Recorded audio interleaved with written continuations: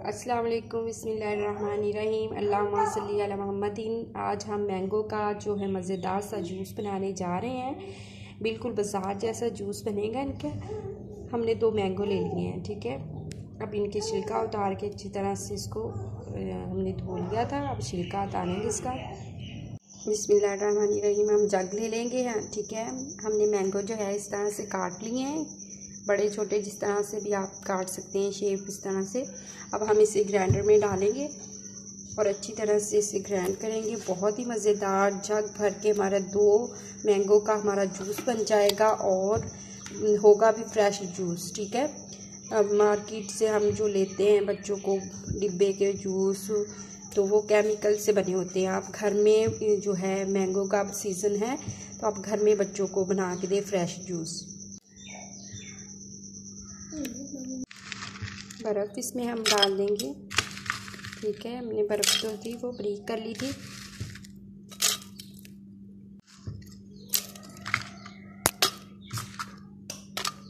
चीनी के हम डाल देंगे। अगर आपका मैंगो ज़्यादा मीठा है तो आप फिर अपने टेस्ट के हिसाब से, मीठे के हिसाब से हमने जग भर के बनाना है तो इसमें हम जो है 5 चम्मच चीनी के हम इसमें ऐड कर देंगे। टैंक वाला चम्मच है हमारे पास और ये खाने का जो है 1.5 चम्मच बन जाता है, ठीक है। आप उस हिसाब से इसमें ऐड कर दें, ठीक है। हमने मैंगो डाल दिए, बर्फ़ डाल दी और चीनी डाल दी है। थोड़ा सा हमने वाटर इसमें मिक्स किया है।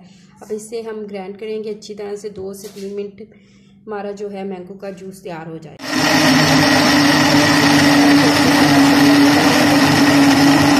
बिस्मिल्लाहिर्रहमानिर्रहीम। हमारा जो जूस है वो तैयार हो चुका है माशाल्लाह से। देखिए कितना थिक जूस बना है।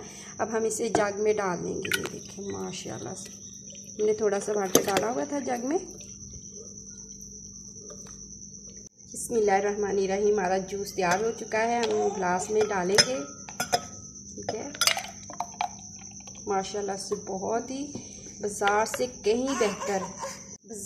कहीं बेहतर हमने जूस तैयार किया है माशाल्लाह से। बहुत ही थिक जूस।